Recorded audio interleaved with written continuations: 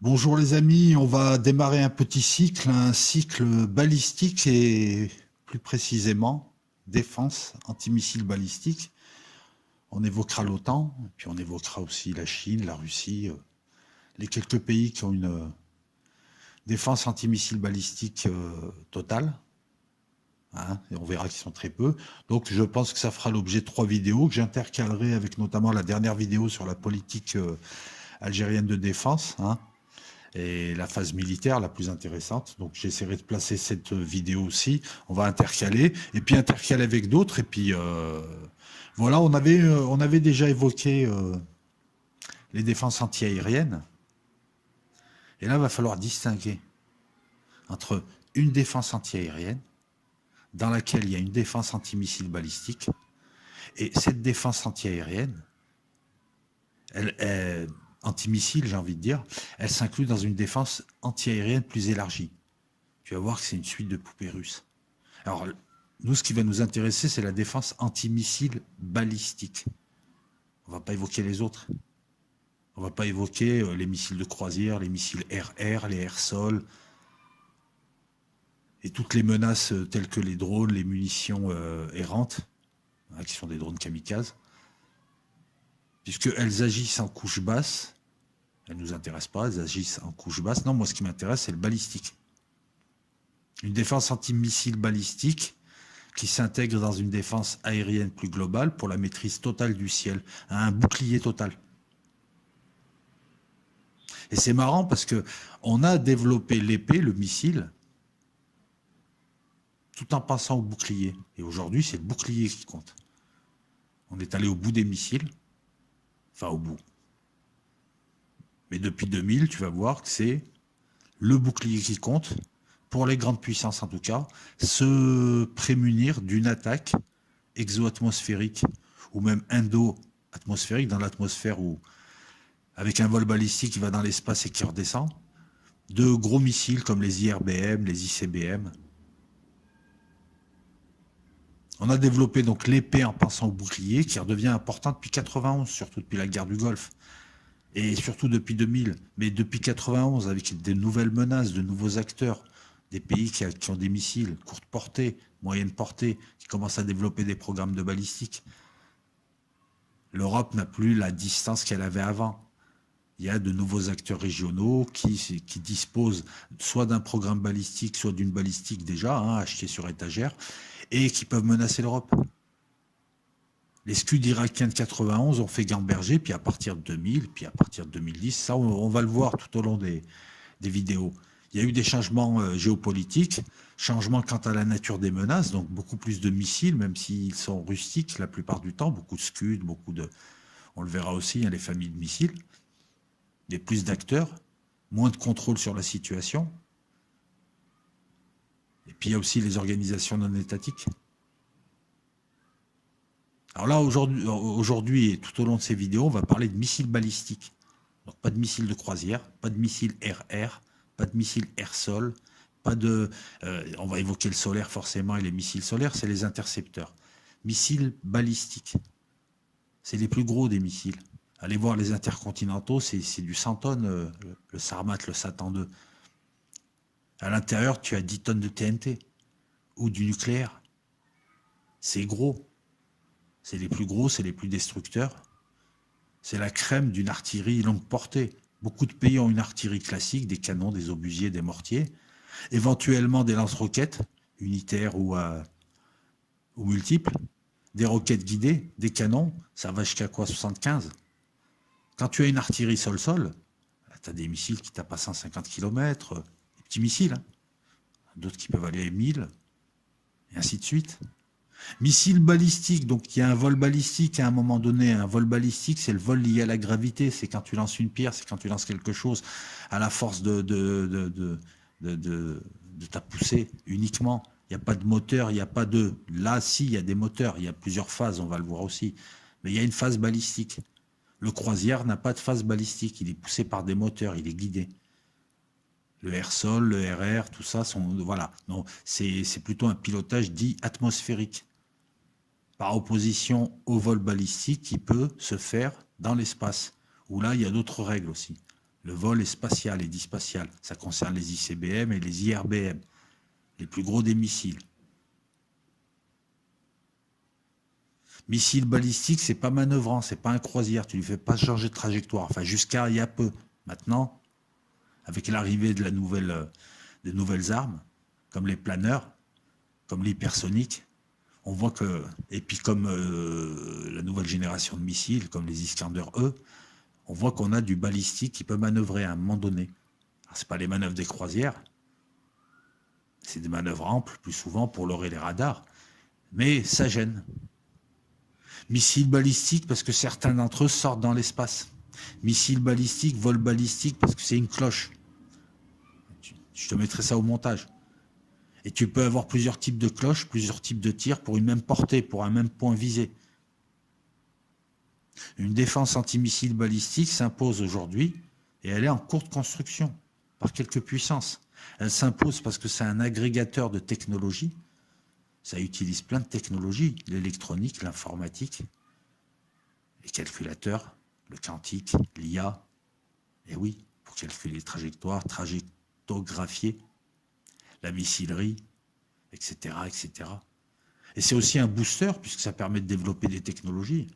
La métallurgie, par exemple, pour le missile, pour les véhicules, enfin pour les véhicules de rentrée, pour les intercepteurs qui eux-mêmes vont aller chercher un exo atmosphérique. Puis à travers la défense antiaérienne, la défense antimissile balistique de l'OTAN, qu'on verra en premier, d'abord les USA et ensuite l'OTAN, on a derrière toute l'idéologie du non, qui construit une IA dont le corps sera la Terre et qui veut pouvoir être partout. On a vu qu'après 91, il y a une multiplication des bases américaines et aussi qui s'explique, qui veut être partout, qui veut frapper partout. Le conventionnel Prompt Global Strike, qui est l'un des piliers avec une défense antimissile balistique d'une défense, le bouclier et l'épée. Je peux frapper partout, n'importe quel point de mon corps, de la Terre. Je vois partout, je suis partout.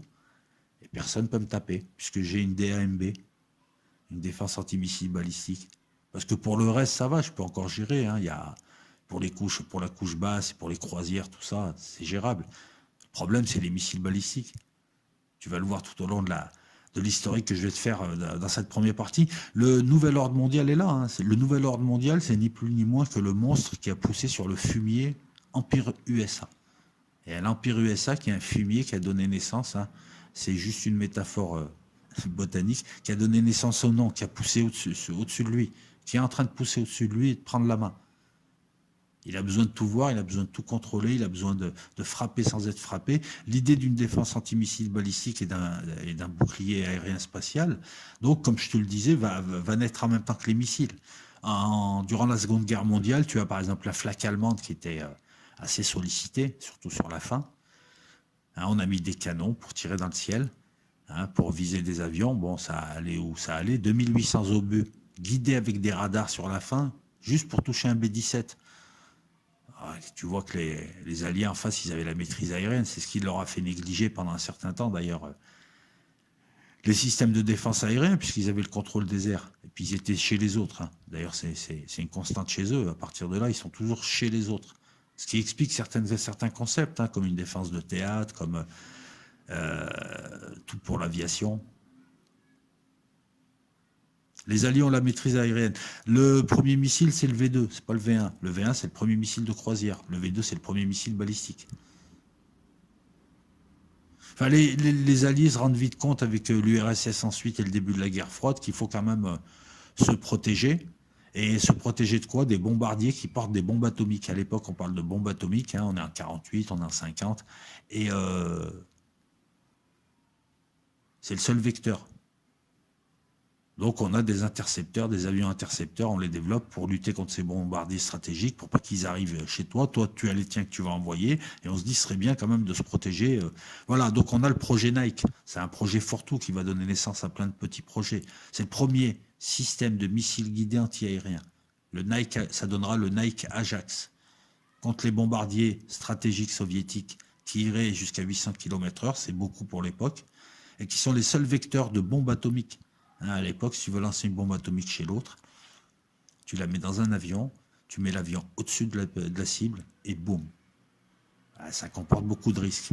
Et tu as des flottes comme ça de bombardiers stratégiques prêts à décoller. Ils existent encore aujourd'hui et ils ont des croisières longue portée. Ils ont voilà les Tupolev comme le Tupolev 160 qui va porter le grand frère du Kinjal, le KH-95, qui est un croisière, si je dis pas de bêtises, hypersonique en plus, nucléaire, longue portée. Donc maintenant il y a la portée. Mais à l'époque il n'y avait pas la portée, il fallait aller au-dessus. C'était le principe de la bombe B-61 de l'OTAN qui maintenant continue à garnir les arsenaux, mais qui a un kit de guidage. Et on veut un système de missiles qui doit anticiper la cible, pas qu'il la suit. C'est pas je tire alors que l'autre fuit. Parce qu'on ne peut pas le rattraper. Même un missile supersonique, à l'époque, les missiles, voilà, ils étaient supersoniques. Aujourd'hui, un RR, par exemple, c'est Mach 3, Mach 4, on a là, voilà, ça va très vite. Mais à l'époque, ils n'allaient pas assez vite. Et puis, il y a la technologie aussi, l'importance du calculateur, donc de l'informatique, c'est ce qui va le développer. Des radars, des liaisons. C'est l'US Army qui va hériter du projet Nike, qui donnera le Nike Ajax. Elle est en rivalité avec l'USAF, qui, elle, va gérer un système que Bell lui propose, le Beaumark. C'est 2 radars, un qui suit la cible, un qui suit le missile, plus un ordinateur analogique pour calculer l'impact. Le guidage et la détonation du missile au près se fait par radio. Là, on est dans une couche basse. Le missile intervient en faisant des manœuvres. C'est un pilotage atmosphérique. Et c'est une explosion à proximité. C'est un système qui peut en plus gérer plusieurs types de missiles et qui est une alternative aux intercepteurs, aux avions intercepteurs. On veut choper des bombardiers. Il n'y a pas encore de missiles d'ICBM, de missiles intercontinentaux balistiques. L'USAF va gérer le système longue portée Beaumark depuis 1948. L'US Army a le Nike. Le Nike Ajax qui deviendra le MIM 3. MIM, ça veut dire Mobile Interceptor Missile en 62, va se déployer à partir de 54. Avec 256 batteries qui vont protéger des villes et des sites majeurs. On pense défense stratégique, on pense défense de territoire. Par opposition à la défense de théâtre qui suit les troupes et qui défend les troupes et le théâtre d'opération. 13 714 missiles intercepteurs hein, tout au long de sa carrière. On veut défendre les bases du stratégique Air Command, les bases où sont les intercepteurs et les bombardiers stratégiques américains porteurs de bombes qui doivent se diriger vers l'URSS. Il va remplacer aussi les 896 canons anti-aériens qui étaient guidés. On rationalise, hein. On passe de 896 canons à 256 batteries. Le problème, c'est qu'on s'aperçoit que ce Nike Ajax, il ne va pas tout arrêter, et le peu qu'il arrête, c'est pas assez pour ce qu'il coûte, alors qu'un programme de bunker anti-atomique sauverait plus de population, par exemple. Il coûterait moins cher, beaucoup moins cher. De plus, si les Russes se rendent compte que leurs missiles sont vachement moins chers pour détruire un programme hyper cher, avec des missiles hyper chers, ça va relancer la course aux armements et les Russes vont faire juste plus de missiles. Il est 20 fois plus cher. Et il devient obsolète. Il a une portée de 48 km, de 21 km en aérien. Il a une résolution aussi radar qui ne peut pas distinguer des avions seuls, hein, qui distingue juste des formations. On fait avec ce qu'on a. Il est installé en 54. En 52, j'ai oublié de te dire, il y a une version nucléaire le Nike B. Une version nucléaire. On met une ogive nucléaire sur le missile. L'objectif, c'est de faire péter une bombe atomique près de formations d'avions. Une bombe atomique, il n'y a plus les 50 ou 60 avions autour. Le Nike Ajax sera développé entre 54 et 63 aux USA. Et il s'exportera aussi sur les bases US et sur les pays alliés. Jusque dans les années 70, tu trouves du Nike Ajax en défense anti-aérienne. Pendant ce temps, on voit arriver les ICBM, les premiers en 57, ils sont vraiment opérationnels comme le russe dans les années 60. ICBM, ça veut dire je peux te lancer des missiles de chez moi et je touche chez toi. Je n'ai pas besoin d'envoyer des avions. Et un missile, ça va beaucoup plus vite. Un ICBM, en retombée, c'est hypersonique. C'est du Mach 10, Mach 15, Mach 20, Mach 30 pour certains. Tu ne l'arrêtes pas en phase de retombée. Ça monte très très haut, ça va dans l'espace et ça retombe en cloche. C'est des vecteurs nucléaires qui sont beaucoup plus dangereux que les bombardiers. On ne sait pas les intercepter. 1960, le projet Nike donne le Nike Hercule, qui fera sa première interception en 60, qui intercepte un missile balistique corporel. On commence à adapter. Il y a du Nike Ajax et du Nike Hercule. Nike Ajax, il est en conventionnel avec 3 ogives. Le Nike Hercule, il est nucléaire. Et il a une version conventionnelle. En 61, il y a une amélioration des radars. Il part. On peut voir les petites cibles à Mach 3. Il y a une hausse de la capacité contre les missiles balistiques de courte et moyenne portée à partir de 63. Le Nike Hercule, version nucléaire, version conventionnelle, comme je te l'ai dit, il peut taper à une hauteur de 45 km, à une portée de 121 km, et peut utiliser les mêmes installations que les Nike Hercule. C'est pour ça que dès 58, on a commencé à convertir les Ajax en Hercule. Hein. C'est le système amélioré, mais avec moins de sites, 140. Et le Hercule permet aussi un sol-sol, permet aussi d'envoyer des missiles du sol à sol, de chez toi jusqu'à l'adversaire. Il est convertible. En 63, on a la fermeture des derniers Ajax qui ne sont pas convertis. Voilà. Le Hercule, c'est 25 000 missiles hein, tout au long. Et tu le retrouves encore dans certains stocks militaires, je crois en Turquie, par exemple. En Corée du Nord. Voilà, c'est adapté, c'est obsolète, mais ça peut encore lutter contre certains systèmes. Surtout si tu changes le radar. Il suffit de changer le missile et les radars. Hein, et puis bon, voilà quoi. En 65, on va avoir une réduction du nombre de batteries des Hercules. Les Hercules, c'est pour taper des missiles balistiques qui passent par la moyenne portée. Tu vas voir que c'est important, la couche, qui sont de moyenne portée ou de courte portée et qui passent à certaines hauteurs. Donc, c'est pas suffisant contre les ICBM.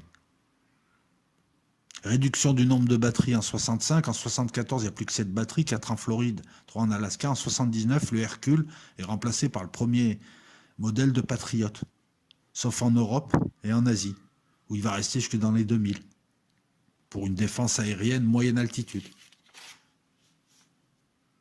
On va quand même tenter de l'adapter en anti-ICBM à partir de 56. Un développement, ça va donner le Nike Zeus, avec le missile LIM-49.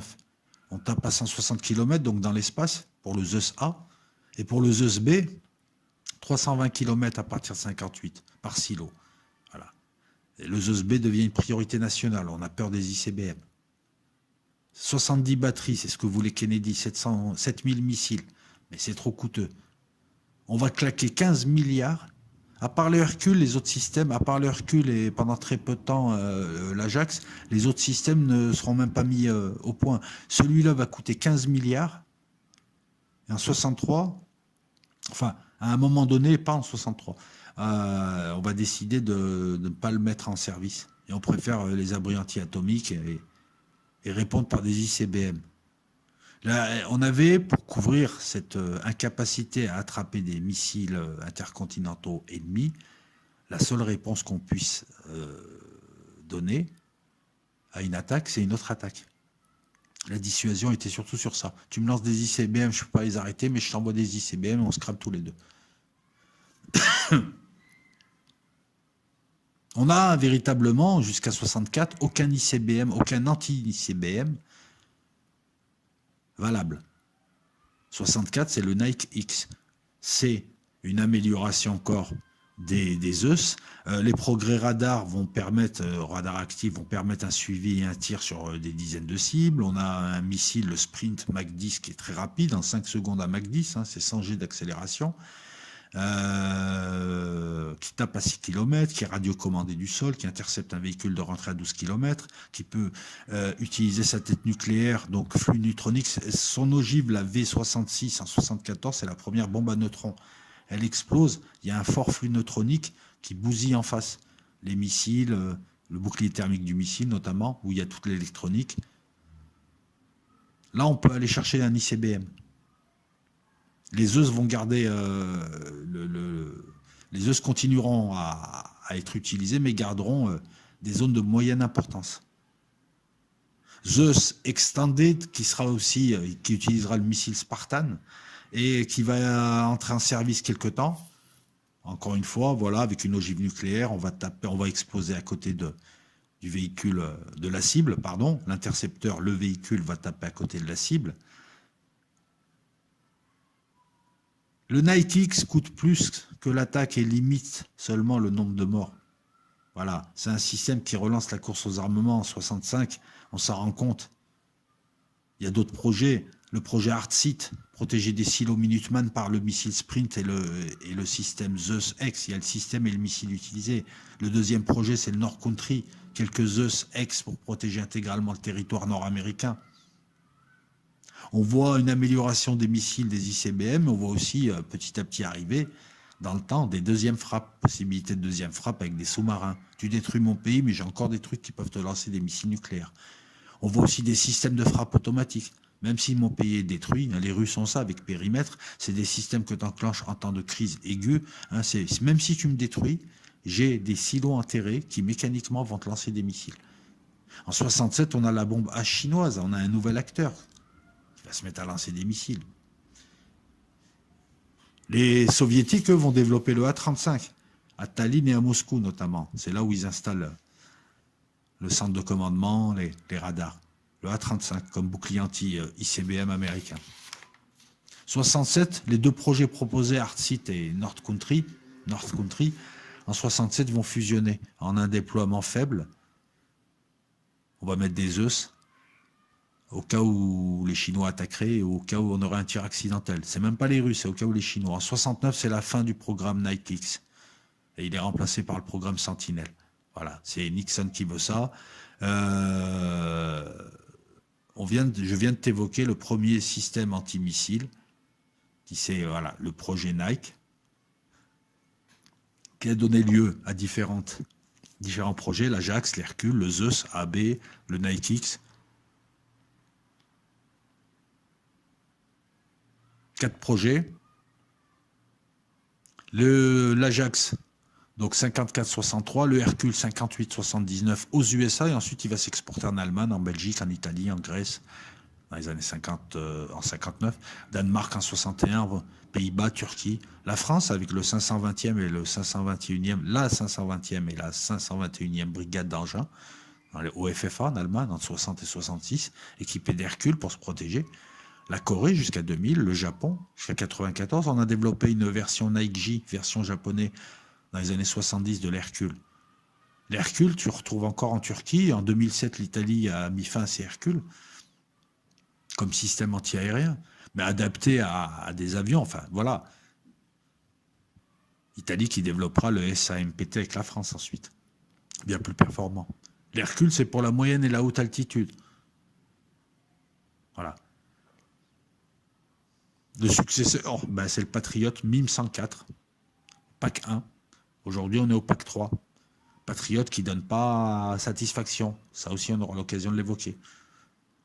Le successeur du projet Nike, c'est le projet Sentinelle. Il sera lancé en 63. En 67, il est opérationnel. En 69, Nixon va l'arrêter après 18 mois pour un programme encore moins ambitieux, un programme safe.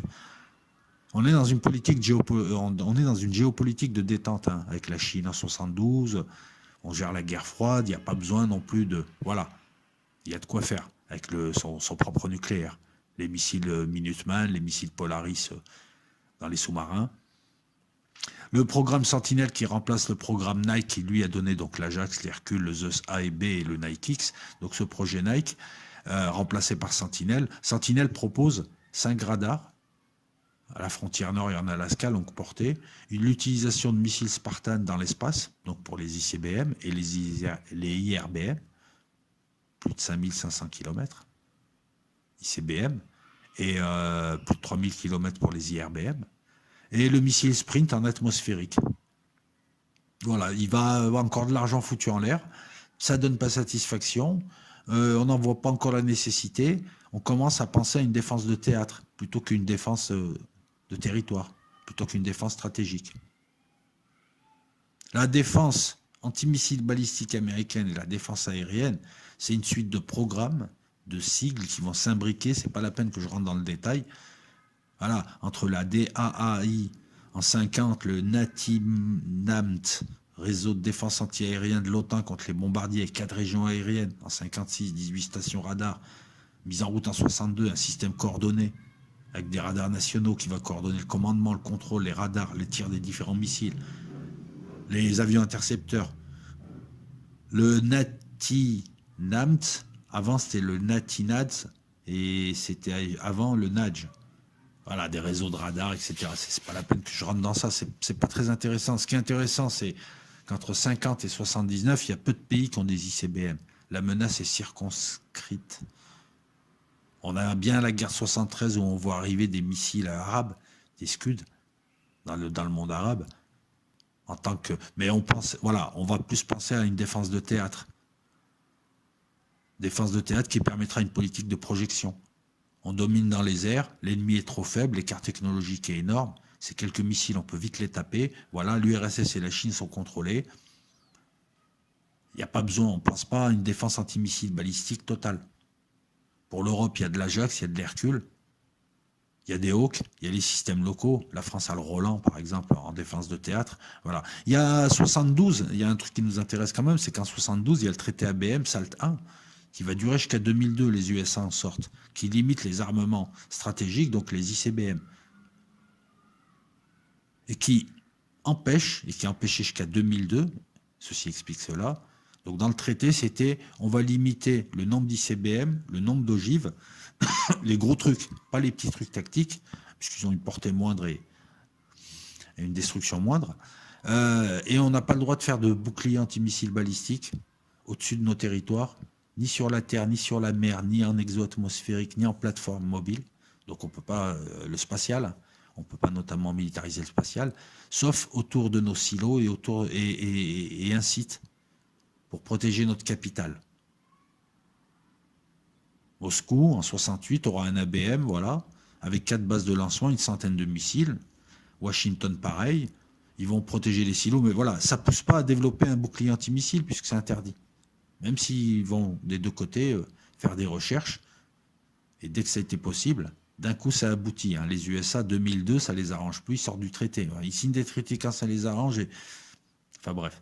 Alors que le but du traité, c'est de s'auto-limiter. En 73, il y a la guerre du Kippour, comme je te l'ai dit, l'importance des petits missiles balistiques qui gênent parce que c'est des tirs tendus, parce qu'ils ne montent pas forcément très haut, parce que voilà, il n'y a pas trop de temps pour les intercepter, ils ont une trajectoire imprévisible, mais ils restent peu précis, puis on a des solutions pour ça, taper la source.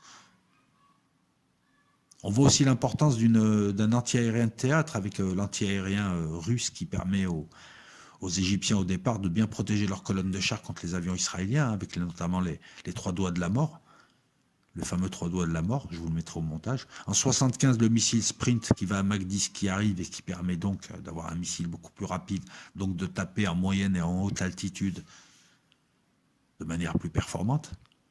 On est toujours dans l'atmosphère, donc un ICBM qui sort de l'atmosphère ne peut plus être tapé. Il va falloir attendre 83 pour voir arriver le nouveau dogme avec Reagan.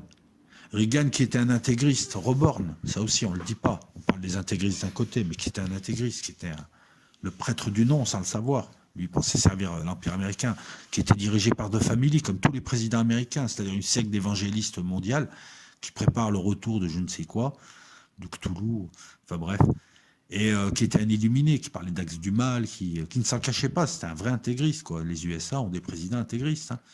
Bush l'a été aussi. Lui, il arrive, il parle d'IDS, la guerre des étoiles. En fait, non, il prépare les guerres de l'étoile. Un bouclier anti-missile, anti-ICBM. Il y a SALT qui est signé, mais lui, il arrive, il dit, il veut relancer ça. La possibilité de se protéger et de frapper les autres, notamment d'utiliser une technologie satellite et laser. La technologie n'est pas là, mais ce concept, le concept des concepts, permet de donner une direction. Les Russes s'inquiètent, il y a une accélération, il y a une grosse tension dans les années 83, on était à 2 doigts d'une guerre nucléaire. En 2-3 ans, il réussit à pousser les Russes à une course à l'armement. Les Russes, avec 25% de leur PIB consacré à leur armée, ne pouvaient pas tenir, s'effondrent, ça donne Gorbatchev, Perestroïka, Glasnost, ça donne Eltsine, ça donne une chute pendant une dizaine d'années, puis ça donne Poutine ensuite. Et une nouvelle guerre froide. À croire que les Américains ne veulent que des faibles, en fait, pour te respecter. Nouveau dogme, donc. C'est la première jambe de la bête. Ne pas être frappé, avoir un bouclier qui empêche les ICBM et tout missile de l'adversaire de te toucher. Alors que toi, tu peux le taper. La deuxième jambe de la bête, ça sera la possibilité de frapper partout. C'est le concept de conventionnel prompt global strike, mais j'ai envie de dire qu'il peut être aussi nucléaire prompt global strike. En 2000, frapper partout. Frapper partout et personne ne peut te frapper. Frapper partout en 1 heure. Les guerres de l'étoile. Course à l'armement, l'URSS s'effondre. L'IDS, bien évidemment, ne voit pas encore le jour parce que ni en informatique, ni sur le plan des calculateurs, ni sur le plan des liaisons, ni sur le plan des radars, ni sur le plan de... Sur aucun plan, la technologie n'est là. Mais c'est un axe de recherche. Et aujourd'hui, les recherches continuent. Ça prépare la domination mondiale, frapper partout sans être frappé et tout voir, être partout, tout contrôler. C'est une première réflexion aussi sur une défense qui n'est plus, cette fois, ou défense de territoire ou défense de théâtre. Et non. Le monde est à eux. Donc le monde est à la fois un territoire et un théâtre. C'est pour ça que c'est un dogme, c'est un concept de concept. 82-85, on voit aussi la guerre des villes entre l'Iran et l'Irak, plus de 600 Scuds échangés, du gros missile qui, lorsqu'il tape, te détruit l'immeuble et limite le quartier. Hein. Voilà, c'est pas précis non plus, mais c'est destructeur et ça a un effet psychologique sur les gens, ça fait peur. 86, même la Libye s'y met, hein, elle se fait bombarder par les Américains. Elle riposte en envoyant des Scuds à Lampedusa, parce qu'il y a des bases US là-bas. C'est la première fois, je crois, qu'on envoie des missiles balistiques, même court portée, même rustiques, en direction de l'Europe, d'Afrique du Nord. Ça fait gamberger aussi un peu. Voilà pourquoi, depuis 85, on pense à une défense antimissile balistique. Entre 85 et 2010, les USA mettront 141 milliards de dollars. Apollo, le programme Apollo en entier, c'est 165 milliards de dollars. Là, on a une défense antimissile balistique qui n'est pas encore aboutie. Et rien qu'entre 85 et 2010, donc en 25 ans, 141 milliards. Entre 2007 et 2010, 10 milliards par an. L'ISS, c'est 115 milliards de dollars. Tu vois le fric qu'on met là-dedans? Et arrive 91, c'est la grosse date, c'est le tournant, qui fait que le concept de Reagan va être mis sur le côté. 91, c'est les Scuds irakiens, c'est les 50 Scuds irakiens qui feront 27 morts à Daran en Arabie Saoudite, 27 morts US, qui taperont aussi en Israël, et qui commenceront à faire prendre conscience à l'OTAN et à ses alliés que un programme balistique pouvait être dangereux, et qu'on n'avait pas forcément quelque chose sous la main d'efficace. Alors il y a bien eu l'intox patriote, on nous a fait croire qu'ils interceptaient à 90%, mais ils se mélangeaient tellement les pinceaux avec leurs chiffres qu'on a vite découvert que en fait, les patriotes arrêtaient à 10%. Patriote qui envoie des intercepteurs, le MIM 104 en couche basse, mais même le PAC 3 n'est pas performant. On l'a encore vu, on en reparlera, on l'a vu en Arabie Saoudite. C'est l'échec des patriotes qui ont du mal, même avec des missiles subsoniques qui vont en dessous de la vitesse du son. Dans les années 90, donc on prend conscience que des pays peuvent développer de la balistique. La Corée du Nord, hein, qui se développe très vite, hein, aidée par la Chine. Corée du Nord qui permet de faire proliférer, la Chine et l'URSS aussi, et la Russie aussi, permettent la prolifération. L'Iran, le Pakistan, l'Inde, quelques pays développent un programme balistique. C'est l'artillerie sol-sol, très longue portée, c'est spécial. Voilà, c'est de l'artillerie sol-sol spéciale. C'est le début de la prolifération. On voit le Hezbollah qui commence et qui prouvera sa valeur balistique en 2006 notamment. On a un début de réflexion sur un programme qui permettrait de protéger contre des frappes limitées d'acteurs limités comme la Corée, comme l'Iran. Les nouvelles menaces balistiques. On a le National Missile Defense qui veut un système qui permettrait d'empêcher une frappe sur le territoire limité. Programme GPALS, peu importe le sigle. En 93, Clinton va réduire l'ambition encore. Il veut juste un programme pour une défense de théâtre. C'est l'après-guerre du Golfe. On veut juste une défense antimissile balistique contre nos troupes. Puisque ces gens sont tellement arriérés en face qu'ils ne peuvent pas toucher les USA. Ils sont encore loin de les toucher. Ceux qui peuvent toucher les USA, comme la Russie et la Chine, ne le feront pas. Encore une fois, la réflexion, voilà, revient sur une défense de théâtre moins coûteuse, plus facile. Puisque défense de théâtre, c'est avion, aéronef, croisière, aujourd'hui drone, c'est beaucoup plus simple que le balistique qui pose un vrai problème. Dans les années 90, la balistique, c'est l'aviation du pauvre. C'est un accès à une technologie rapidement, c'est une mise en œuvre rapide, c'est un ADM, c'est une dissuasion. Si tu mets des têtes chimiques, si tu mets des têtes radiologiques, et prolifération, donc qui inquiète. 98, Rumsfeld, National Missile Defense Act, qui sera voté en 99. Lui, donc, c'est une loi votée qui veut qu'il y ait un déploiement dès que la technologie le permettra d'une défense antimissile balistique pour protéger les USA contre une frappe balistique limitée. On revient à la notion de défense de territoire. 99, le sommet de Washington, donc c'est là, voilà. On rementionne une défense antimissile balistique stratégique, le ballistic missile défense. Elle est à nouveau pensée comme un concept stratégique et comme un pilier fort à prompt global strike. Avec 2000 arrive la technologie, hein, la connectique, la fibre, les calculateurs, l'IA, les logiciels qui vont bien, les radars qui vont bien. On peut commencer à rêver. Les satellites. 2002, le concept commence à prendre forme. Concept de défense de territoire de l'OTAN. Voilà, l'OTAN doit se protéger contre tout le monde. Et il n'y a pas que la Russie et la Chine. Contre une menace balistique de pays proliférants, émergents, ce qu'on a appelé l'axe du mal. Contre des organisations comme le Hezbollah, comme le Hamas, après, comme les Kateb irakiens maintenant, comme les Syriens qui commencent, comme les Houthis. Aujourd'hui, on veut une défense de théâtre contre toutes les menaces. Les USA sont trop loin pour ces gens. On veut une défense de théâtre pour nos bases. Et c'est ce qui pose problème aux USA aujourd'hui. C'est les Irakiens, aujourd'hui, ont poussé les Américains, grâce à une petite balistique de roquettes et de petits missiles, à se regrouper en Irak. Parce que sinon, comment ils font pour protéger? C'est ce qui fait qu'Al-Tanf a subi un raid mi-octobre. Un raid avec des drones, je vous en parlerai. C'est qu'ils ne peuvent pas installer des pièces, une défense anti-missile balistique partout. Donc, ils sont obligés de se regrouper. Donc, tactiquement, voilà, on les a obligés à se regrouper. La résistance irakienne les a obligés. Et c'est ce qui pose problème là. Il y a un déficit capacitaire qu'exploitent les groupes résistants et qui fait du mal depuis 2020, depuis que Soleimani est mort. Jusque-là, ils contrôlaient. Donc, les Américains avaient un déficit capacitaire, mais trouvaient bien de s'entendre avec Soleimani pour contrôler un peu le jeu, puisqu'ils savaient qu'ils étaient faibles. Ils avaient un point faible. Soleimani le connaissait, ça l'arrangeait lui de contrôler aussi avec les Américains, même de voilà, ça évitait les Américains de l'emmerder, et lui il pouvait travailler à ses réseaux, à faire ses trucs.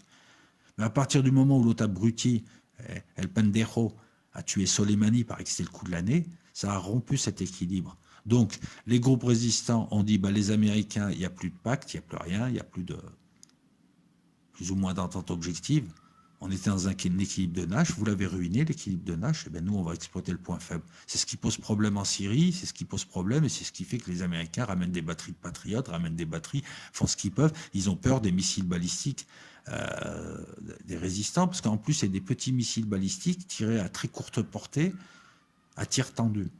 Donc c'est très compliqué à arrêter par une défense antibalistique. Je rappelle que la défense antibalistique suppose des équipements. C'est pas le SAMPT, le Patriot, arrête des petits missiles balistiques. Et encore, il a fallu les améliorer.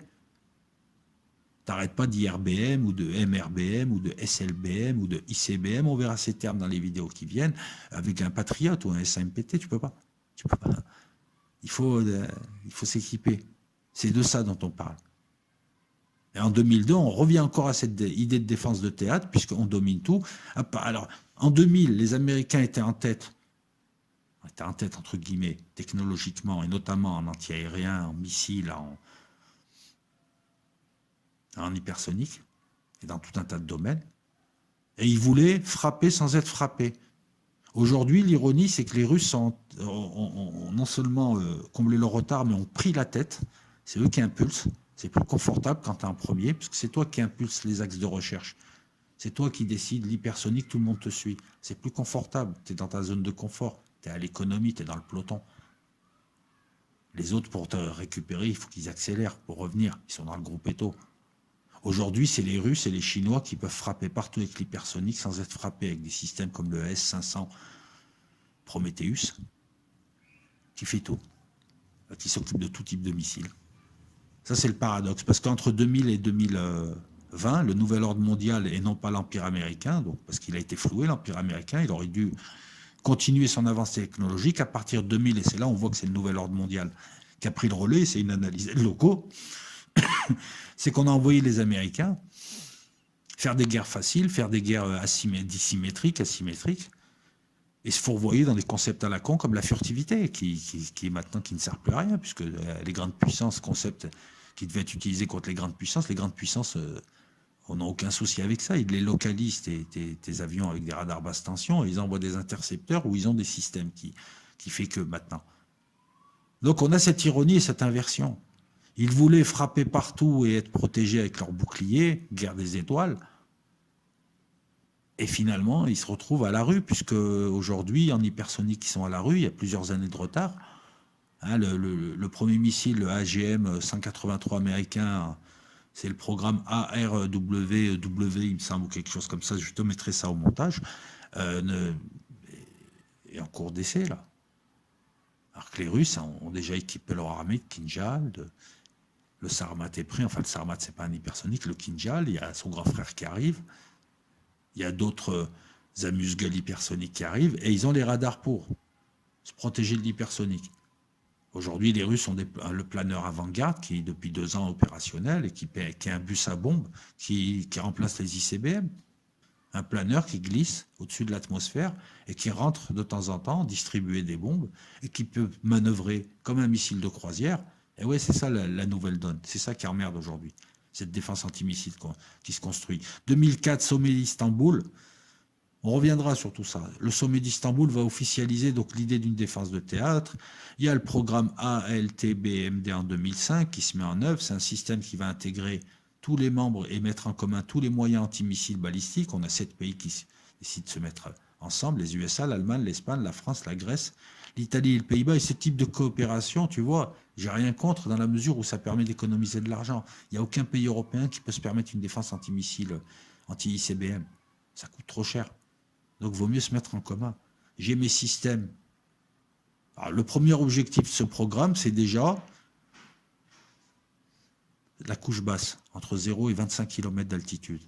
Là où la menace est aérodynamique, là où les missiles manœuvrent, là où tu peux avoir du croisière, du drone, tout un tas du petit missile balistique qui va arriver, parce qu'il ne va pas monter haut en cloche. Là où il va y avoir du pilotage, de la manœuvre. Mais ça ira pas forcément plus vite par rapport à un missile balistique ICBM qui va très vite et qui tombe à Mach 30. La couche basse, c'est pour tout missile balistique de moins de 1500 km de portée. Tu verras que la portée, la couche détermine la portée, détermine la vitesse. C'est ça qui compte, plus que la nature de la menace. Elle est déterminée par la couche utilisée. Un missile court portée, quelle que soit la cloche, il ne va pas monter haut. Et il sera tapé en couche basse. Donc depuis 2014, on a mis en service tous les patriotes US, tous les patriotes des Alliés, les PAC 3, les PAC 2, comme l'Espagne, PAC 2 qui est plus limité en balistique, le ASMPT français et italien, le système PAMS, c'est-à-dire des frégates. Tu comprends pourquoi il y a toujours des bateaux en mer? Il y a des frégates Horizon italiennes et françaises qui sont toujours en mer et qui couvrent une zone radar, qui protègent, avec des radars adaptés, contre le balistique notamment. Le système MITS qui va remplacer, sauf aux USA, les patriotes. Ça, c'est la première couche. Le programme ALT-BMD mis en place en 2005 veut que, voilà. Et depuis 2014, on a ça. Cette première couche, elle n'arrête pas malheureusement tous les missiles balistiques. Elle va arrêter les croisières, les drones, ce que tu veux, voilà. Mise en commun, c'est-à-dire des centres de commandement qui auront la vision de tout, qui auront la main sur tout. Voilà. Je vois tout partout et j'ai tous les missiles et il suffit d'appuyer. Mes ordinateurs peuvent gérer, centraliser. Et le projet, c'est la couche haute, moyenne haute. Parce que c'est là où tu as les missiles qui ont une portée de plus de 3000 km, IRBM et ICBM. Et là, on a développé le THAAD, on le verra, les SM2, les SM3, les standards missiles, qui sont des effecteurs, qui sont les missiles intercepteurs, qui partent, en fait, qui servent le système Aegis. On parlera du GBI. Mais il n'y a que depuis peu, si tu veux, que l'Europe est protégée contre les ICBM, avec les GBI, qui eux sont les seuls efficaces pour taper un ICBM en haute atmosphère. En 2007, on veut installer un intercepteur GBI, mais les Russes, en négociant avec les Américains, leur disent « vous installez pas ». L'intercepteur GBI, parce que c'est un bouclier antimissile et ça rend les équilibres. Vous ne devez pas mettre un bouclier antimissile, ça rend l'équilibre stratégique entre nous. Et nous, on vous aide pour les sanctions contre l'Iran. La défense antimissile balistique peut être aussi une arme politique et une monnaie d'échange. Le 2010, le sommet de Lisbonne, je te la fais rapide, t'inquiète pas, c'est l'historique, c'est la première vidéo, c'est pour te mettre dans le bain. Dès la deuxième, on va rentrer dans le technique, on verra le dispositif, je t'expliquerai un petit peu mieux ce que sont les sigles que je te donne là depuis tout à l'heure. Et donc l'Europe, jusqu'à peu, était peu protégée contre les ICBM, à part répliquer avec des ICBM russes et chinois, voilà. Il a fallu attendre entre 2010 et 2020 pour voir des sites. Le fameux ABM, les fameux radars qu'on voulait mettre en Tchécoslovaquie et en Pologne. Et puis finalement, il y a 2 sites en Pologne, un en Roumanie, où un radar pas loin, pas loin déporté. Et puis il y a des intercepteurs GBI. Je t'expliquerai comment ça marche, pourquoi c'est pour les ICBM. Et eux, ils n'explosent pas, ils tapent le missile. On veut une défense antimissile balistique qui va dissuader, qui va hausser le coût de l'attaque pour l'ennemi, qui va maintenir l'écart avec les pays nouveaux là, qui arrivent, qui va alerter et éventuellement protéger tactiquement de certains missiles balistiques, peut-être pas tous, qui sera une arme politique, qui sera une arme stratégique, qui sera une arme technologique, parce que comme je te l'ai dit tout à l'heure, c'est un agrégateur et un booster, qui sera une arme géopolitique, qui permettra de vendre. Les USA ont vendu du THAAD, vendent leur protection. En 2010, 123 milliards de dollars. Arabie Saoudite, Oman, Émirats Arabes Unis. Rien que pour la vente de patriotes, la vente de systèmes antiaériens, l'installation de THAAD. On a les années 50, on a 73, on a 91, on a 2000 à Loré, donc on commence à gamberger. On a 2000, le retour de la guerre froide avec une Russie beaucoup plus forte. Surtout 2014, après l'Ukraine. La Russie qui réarme parce qu'elle est cernée, la Chine qui est montée en compétence, la Corée du Nord qui est entre l'IRBM et l'ICBM, l'Iran qui commence à pousser, prolifération, plus d'une vingtaine de pays ont de la balistique, sans compter ceux qui arrivent, comme l'Algérie, qui a décidé d'avoir un programme artillerie sol-sol spécial. La Turquie en Libye et le bazar qu'il y a en Libye, et en Afrique et au Sahel, montre que des missiles balistiques installés en Afrique du Nord peuvent toucher l'Europe. Il faut y penser, il y a de nouveaux acteurs balistiques. La Chine et la Russie qui développent aussi une défense antimissile balistique, l'Inde, le Pakistan, des ennemis mortels, hein, les 4. Ils arrivent à se contrôler. On veut une défense antimissile balistique totale, toute couche. Elle est toujours en construction, d'ailleurs, à l'heure où je te parle. Il y a de nouvelles générations de missiles, semi-balistiques, Iskander, le Fateh 110, manœuvrant en couche basse, qui montent à moyenne altitude, c'est là où il faut les taper. Parce qu'en dessous, après, ils manœuvrent trop. C'est plus compliqué. On a la hausse des pays qui ont des missiles de croisière, même s'ils sont limités avec un tournevis, tu augmentes la portée. Les calibres algériens sont peut-être limités, c'est peut-être des calibres club hein, à 280 km, mais en quelques coups de tournevis, un ingénieur te les monte à 500 km, voire à plus, hein, c'est très facile. On a les drones qui arrivent, on a tout un tas de nouvelles choses qui arrivent et qui déstabilisent. La donne de départ, c'est plus la donne d'arrivée. La donne de départ, c'est intercepter des bombardiers stratégiques à 800 km/h. Aujourd'hui, c'est tout intercepté, toutes les menaces possibles et inimaginables. Sans parler du futur avec les lasers et les satellites qui lancent des lasers et qui pourront intercepter en hauteur. Ça, on y vient, hein. 2050, c'est ça. L'Europe n'est véritablement protégée contre les ICBM que lorsqu'on a installé des sites Aegis Ashore. Ashore, ça veut dire à terre, parce que le système Aegis est sur des croisières Costa si tu veux aussi, et des destroyers. On a un deuxième site qui arrive en Roumanie, 2 sites de GBI qui protègent l'Europe, avec un radar, il me semble, en Pologne. C'était soi-disant pour lutter contre l'Iran. L'Iran qui a 10 ans d'avoir un ICBM. Donc pourquoi tu mets des GBI si c'est pas pour contrebalancer la Russie? La Russie est en droit de se poser des questions. 2018, voilà, changement de donne à partir de 2018, c'est aussi une date importante. L'hypersonique qui fausse tout, parce que jusque-là, que ce soit un système couche haute, couche basse, couche exo ou endo atmosphérique, on avait des calculateurs, on avait des vitesses. Là, les vitesses, elles sont démultipliées, et l'hypersonique, c'est au-dessus de 5000 km. Et puis, c'est des missiles très manœuvrants. Et puis, c'est des croisières ou des balistiques. Enfin, des croisières ou des balistiques. Là, je dis une bêtise. Les hypersoniques sont forcément des croisières. En balistique, c'est la phase de retombée où tu es en hypersonique. Tu es à Mach 10, Mach 15. Voilà. Donc, c'est très compliqué. Donc, jusqu'à aujourd'hui, l'hypersonique russe et chinois, avec des missiles longue portée croisière ou en aérobalistique, que tu lances d'un avion. Donc, il y a quand même du semi-balistique en hypersonique. Ces missiles-là, qui sont réservés à la destruction de flottes, à porter des charges nucléaires dans des zones de commandement, des zones hyper stratégiques, n'ont pas de défense appropriée. Les Américains n'ont pas de défense appropriée. Les systèmes de défense actuels américains et de l'OTAN peuvent arrêter l'hypersonique. On a un déficit capacitaire tactique énorme. Mais il est comblé par une couverture stratégique, puisque si les Russes attaquent une flotte américaine, les Américains répliqueront en utilisant des ICBM, des IRBM, et ils seront obligés de répliquer, ils ne pourront pas se défendre. On revient un peu à la situation des années 50 aujourd'hui. Et il y a le problème des planeurs aussi. Le problème de l'hypersonique, c'est qu'on a mixé un balistique avec un croisière qui va manœuvrer à basse altitude et qui va aller très très vite, c'est inarrêtable. C'est des balistiques manœuvrants, quoi, et rapides comme des croisières. Enfin non, rapide comme un balistique, manœuvrant comme un croisière. Il n'y a pas une trajectoire en cloche, c'est pas les lois de la physique, c'est pas une trajectoire keplérienne. Et on a les planeurs qui vont remplacer les ICBM, c'est des véhicules qui portent des ogives, qui sont propulsés par un missile hors atmosphère et qui planent dans l'espace, qui manœuvrent, qui peuvent changer de cap et d'altitude et qui peuvent de temps en temps rentrer pour balancer, distribuer des bombes. C'est à la fois le MIRV et le MARV, des manœuvres et le mirvage avec plein de têtes. C'est du croisière en exo. C'est quasiment un missile de croisière, enfin plusieurs missiles de croisière en un en exo. Il va planer, il va rebondir sur l'atmosphère. Ça sert à quoi ces manœuvres? À contourner les défenses, les radars. C'est comme les manœuvres amples entre 0 et 25 km. Ça permet de leurrer le radar qui va penser que tu as un avion à certaines vitesses avec certaines manœuvres. Il se dit c'est pas un missile qui m'arrive dessus.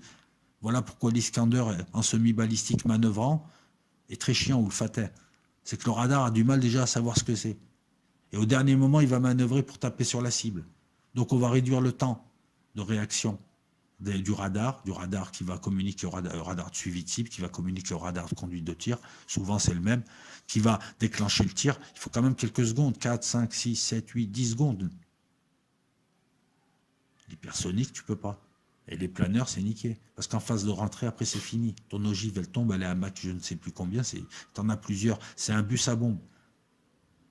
C'est un avion, missile de croisière, ICBM. Comment on fait pour aller les choper? En plus, dans l'espace, donc tu peux pas, c'est pas les manœuvres aérodynamiques. Au-dessus de 25 km, il n'y a pas assez de pression pour faire du pilotage aérodynamique. Donc après, tu as une zone où on fait ce qu'on peut avec des avions spéciaux. C'est pour ça que les avions ne montent pas au-dessus de 20 km, sauf certains intercepteurs. Et à 100 km, c'est le vol spatial. Le spatial, c'est comme dans l'eau. Tu tournes pas, tu braques pas. Je veux dire, c'est pas... On va revenir sur tout ça dans une deuxième vidéo. Et on va surtout commencer à parler du missile balistique en lui-même, des portées, des différents types de missiles, des couches. Différentes couches aussi, c'est important. Puis on va rentrer dans le détail. Voilà, c'était une première vidéo pour te mettre l'eau à la bouche. Et je te dis à bientôt.